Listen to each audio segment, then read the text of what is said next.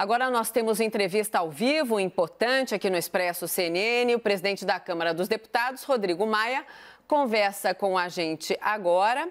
Presidente, muito bem-vindo à CNN Brasil mais uma vez. Boa noite, aqui é a Mona Lisa Perrone. Eu gostaria de saber se o senhor está me ouvindo bem, presidente. Ouvindo bem. Boa noite, obrigado pelo convite. Obrigada ao senhor de estar aqui conosco mais uma vez e a gente está formando, então, o mosaico aí da informação para a gente fazer essa entrevista com o senhor. É claro que um dos assuntos mais importantes que nós vamos já começar repercutindo é isso que nós acabamos de noticiar, essa questão do Facebook, então, removendo contas, grupos, agora sim o mosaico está montado. Eu, Caio e o Yuri Pita também, a gente vai conversar com o senhor. Eu gostaria de perguntar para o senhor, repercutindo essa notícia, claro que tem um grande impacto para as redes sociais, até já, presidente, emendando com o que o senhor falou há poucos dias, aliás, se não me engano, faz um dia, sobre a prioridade aí nas punições severas no projeto das fake news. O senhor poderia começar a entrevista comentando, então, isso que está acontecendo agora no Facebook e no Instagram, removendo essas contas e também já emendado com esse combate às fake news legal, né, de legislação?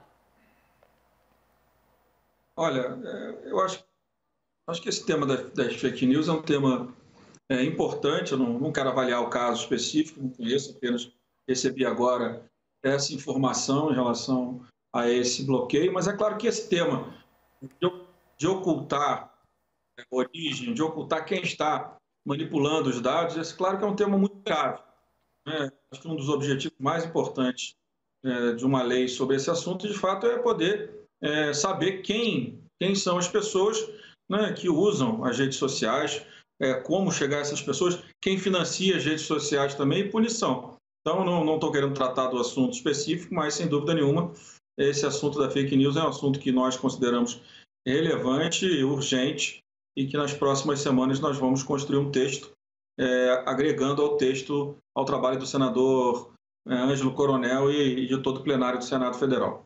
Sim, presidente, nós vamos continuar a entrevista com o senhor, mas estamos noticiando desde o finalzinho do 360 uma notícia que está bastante chamando a atenção aqui em São Paulo, a queda de uma aeronave de pequeno porte. A aeronave caiu agora há pouco na Avenida Brasleme, ali na zona norte de São Paulo. Estamos vendo então essas imagens perto do Campo de Marte. Tem fogo, né? A gente está vendo aí, são vídeos postados. Segundo o Corpo de Bombeiros, ainda não há informações sobre vítimas, isso é muito importante.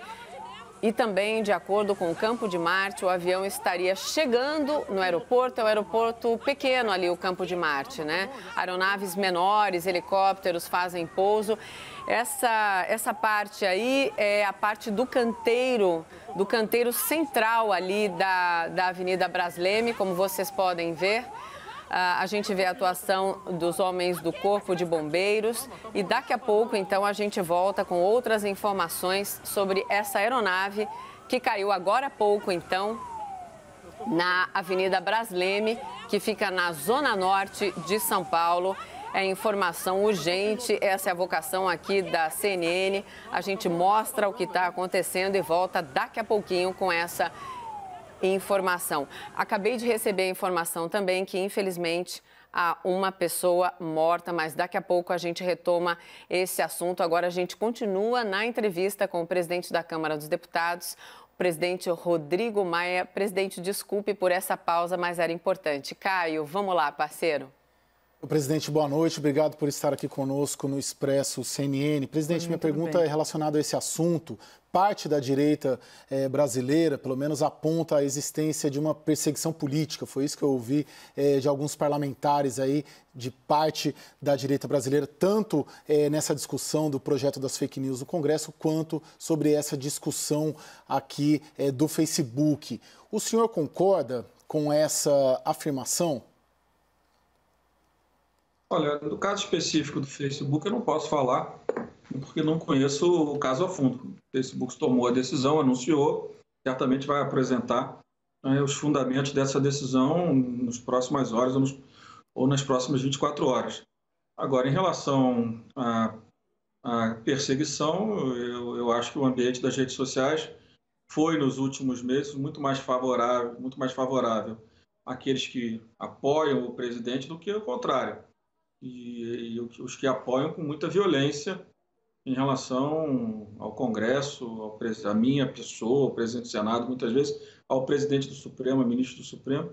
Então, eu acho que, por isso que eu acho que a lei é importante, porque a lei faz um marco onde todos vão ter que ter responsabilidade sobre os seus atos. Eu acho que a partir daí facilita muito até a própria utilização das plataformas digitais, que também precisam ter responsabilidade. Talvez esse movimento por uma lei no Brasil, em outros países, ou no Parlamento Europeu, que também tem avançado nesse tema, talvez isso seja já uma reação mostrando que as plataformas vão tomar decisões em relação àquilo que cabe a cada uma delas. Eu acho que é importante, acho que a lei vai ser importante, uma lei que possa punir, que possa chegar aos financiadores dessa viralização do ódio, da viralização de informações falsas para distorcer a imagem das pessoas, distorcer resultados eleitorais, por exemplo. Então, não acho que, em relação ao caso específico, eu não posso falar, mas eu acho que, em relação à questão da lei das fake news, é uma reação, sim, aos ataques que as instituições vêm recebendo nos últimos 12 meses e que chegou um momento que ou se reagia ou todo mundo ia ficar acuado em relação a um ambiente muito radicalizado nas redes sociais do nosso país. Presidente, a Thaís Arbex, a nossa comentarista de política, também faz parte do nosso mosaico da informação e participa da entrevista agora. Thaís, por favor. Boa noite, presidente. Obrigada por ter aceitado o nosso convite. Falando mais um pouco sobre o projeto das fake news, há uma avaliação na Câmara de tentar modular a proposta do Senado, de fazer alterações no texto, inserindo a punição, inserindo novamente os dados. Quero que o senhor fale um pouco sobre isso. O senhor é a favor de uma punição para quem dispara as fake news e se o senhor é a favor da divulgação desses dados dessas pessoas ou da vinculação dos dados às redes sociais? Não trabalho nem com a hipótese de divulgar, mas as pessoas têm que ter cadastro e as pessoas têm que ter, tendo cadastro, ter responsabilidade sobre os seus atos, sobre aquilo que você divulga, né? Então, acho que é importante na lei, eu acho que esses encaminhamentos que já falamos, eu tenho defendido. Agora, eu estou ouvindo os deputados que conhecem do tema, ouvindo a sociedade, a gente deve fazer algumas reuniões com a sociedade, ouvir a sociedade nas próximas semanas, aqueles que têm opinião a dar, aqueles que conhecem do tema, as próprias plataformas, óbvio, para que a gente construa um texto que garanta o funcionamento das plataformas no Brasil, garanta a liberdade de expressão, mas, pelo outro lado, tenha regras que possam proteger o cidadão quando atacado com informações falsas no país. Yuri Pita também participa. Yuri. Obrigado, Mona Lisa. Boa noite, presidente. Obrigado por estar conosco. Queria mudar um pouquinho o assunto, mas também sei que é um assunto que está na agenda do senhor, que é a questão ambiental. Amanhã o vice-presidente Hamilton Mourão vai se reunir por teleconferência, aliás, com um grupo de investidores estrangeiros que externaram preocupação com as políticas ambientais do país em relação à Amazônia. Na sexta-feira vai haver um encontro também com empresários e CEOs brasileiros que também esta semana mostraram preocupação com o tema. Queria ouvi-lo a respeito dessa situação da política ambiental no Brasil e o que a Câmara e o Congresso Nacional estão planejando na agenda para também dar a sua contribuição em termos de proteção do meio ambiente aqui no Brasil, em termos de legislação e de votações ali nas próximas semanas.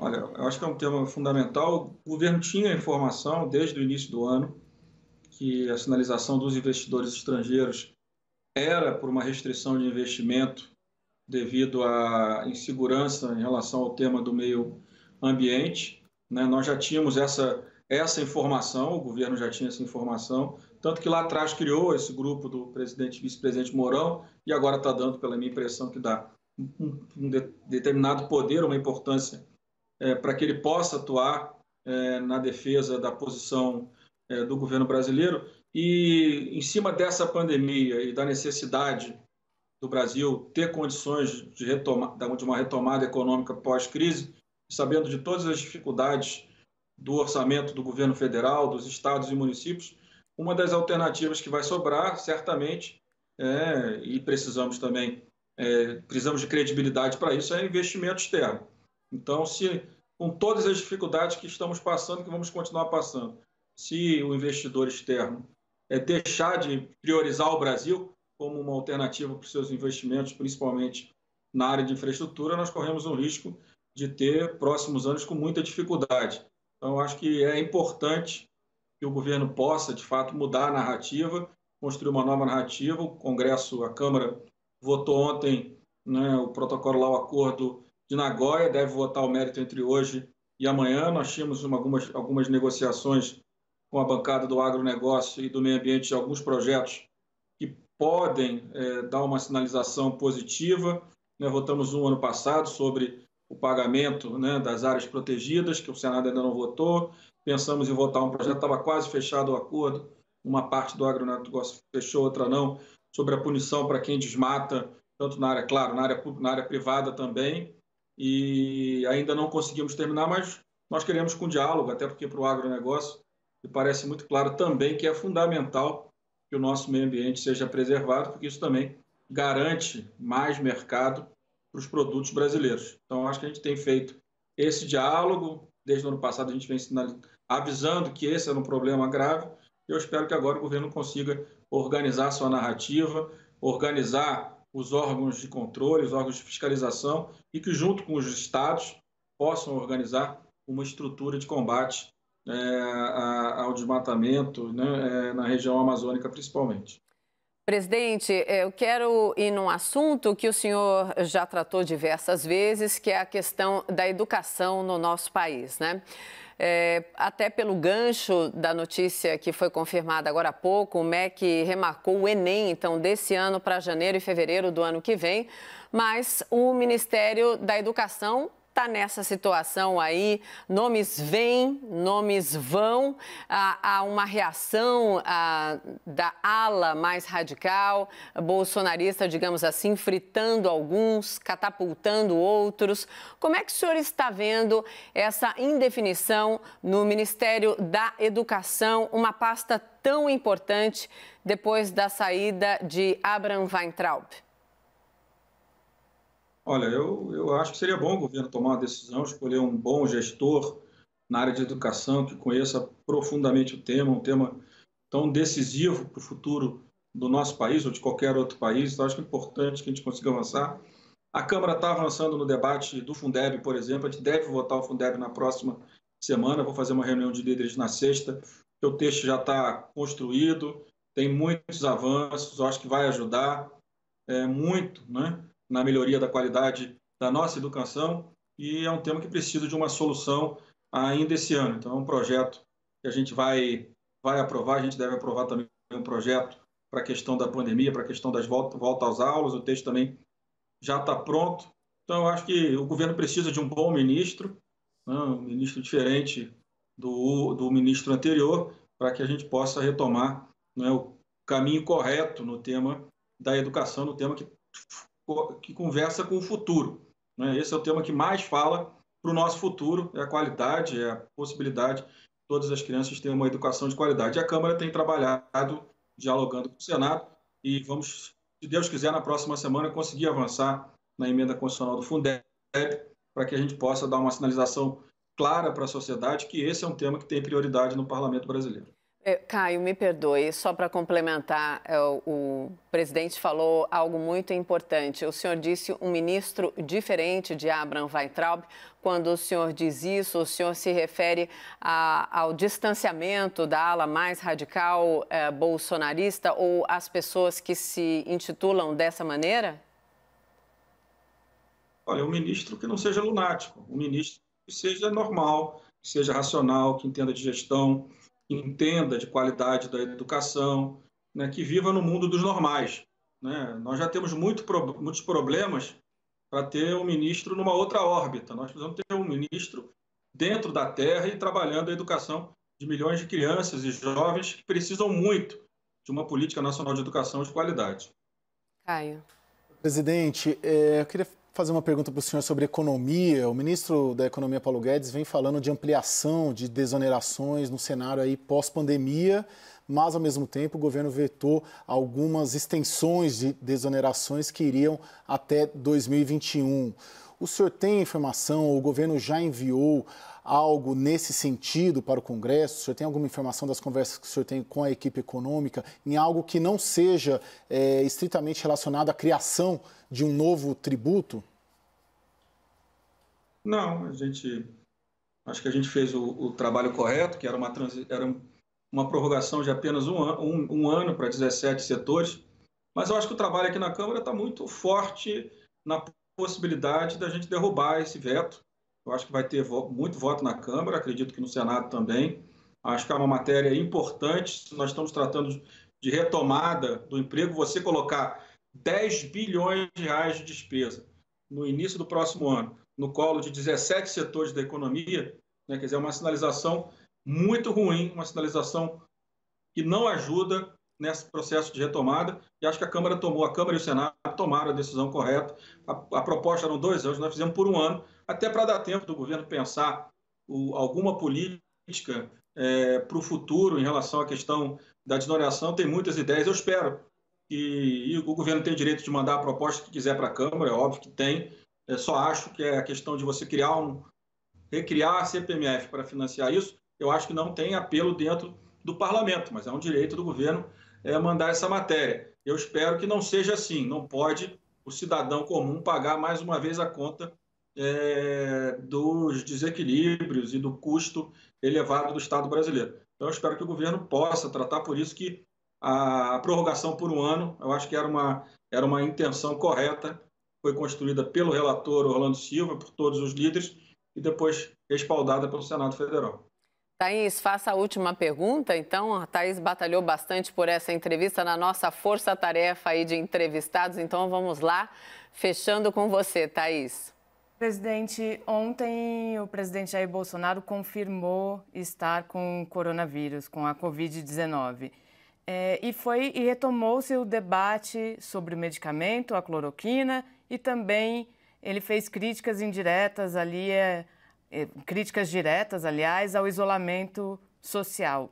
Quero que o senhor nos diga como esse novo discurso, se ele pode ou não voltar a atrapalhar as relações do Legislativo com o Executivo. Eu acho que esse tema é um tema muito delicado, né? Um político que não é da área médica, eu, nós não temos direito de tratar de medicamentos do meu ponto de vista. Essa é uma atribuição dos médicos, de uma doença nova, de um vírus novo. Os protocolos estão avançando, estão mudando, né? O Einstein parece que usava, a cloroquina parou de usar, alguns ainda usam. Não é uma discussão sobre quem tem razão, descobrir aqui um remédio.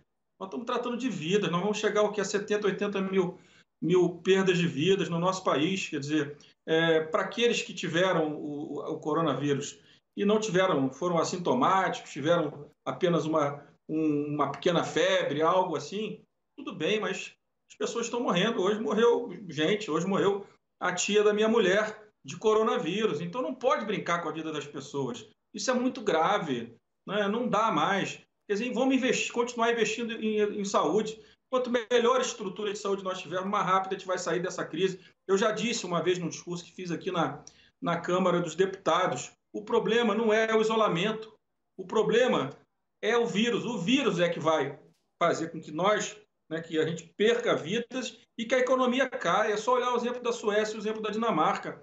Estão próximas. A Suécia não fez o isolamento. Morreu 500 pessoas por 1 milhão de habitantes. Na Dinamarca morreu 100 porque fez isolamento e uma economia caiu 29, a outra caiu 25. A economia vai cair porque quando começa a gerar colapso nos hospitais, as pessoas vão para casa, não tem saída. Pode abrir o bar e o restaurante, Na maioria das vezes, as pessoas vão ter medo de ir para o VAR. É claro que, às vezes, jovens, né, rebeldes como sempre os jovens, acabam gerando alguma aglomeração equivocada e que não deve ser repetida, como no caso do Rio de Janeiro. Agora, nós não podemos tratar esse assunto mais como uma política nossa de ficar falando o que a gente deve fazer. O que a gente deve fazer é o que a ciência nos ensina e nos orienta. Eu não acho que o presidente, nem eu nem ninguém, deve ficar tratando de qual remédio orientar a sociedade a tomar. Isso é questão da área médica e é até grave que o presidente trate desse assunto. Eu espero que o presidente esteja rapidamente recuperado. É importante, todos nós torcendo pela rápida recuperação dele, diferente de alguns que fizeram algumas agressões ao presidente, da mesma forma que critico quando sou agredido ou quando o Supremo é agredido, também acho errado quando o presidente da República é agredido porque foi contaminado pelo coronavírus. Mas o nosso papel não é esse. O nosso papel é gerar um diálogo, um debate dentro das instituições, o Supremo, o Congresso e o Poder Executivo, para que a gente possa superar essa crise. Essa crise não é pequena e o Brasil não tem as mesmas condições, por exemplo, de outros países emergentes, como o Chile, aqui na América do Sul. Então, as nossas condições são piores, né? Nós já temos uma dívida pública muito alta, já temos uma carga tributária muito alta, já temos um Estado que quase 100% das nossas despesas são despesas obrigatórias, sobra pouco para investimento. Estados e municípios vão sair da crise em processo de pré-falência. Então, a nossa crise é muito grave. O desemprego vai crescer nos próximos meses, porque as pessoas vão voltar a procurar emprego, já que o isolamento vai ser reduzido em muitas cidades, como São Paulo, que já vem com queda. E quando as pessoas voltarem a procurar emprego, nós vamos ter um aumento do desemprego no Brasil. Então, o nosso papel tem que ser construir as soluções naquilo que cabe ao Poder Executivo, Legislativo e ao Judiciário. A gente não deve tomar conta daquilo que não cabe a cada um de nós, principalmente nessa área da medicina, que é uma questão muito séria e que precisa ter mais cuidado por parte de todos nós que somos agentes públicos. Presidente Rodrigo Maia, muito obrigada pela gentileza de participar mais uma vez aqui do Expresso CNN. Os nossos microfones estão sempre abertos para essa conversa tão esclarecedora. Muito obrigada, uma boa noite ao senhor. Boa noite, muito obrigado pelo convite. Obrigada, presidente.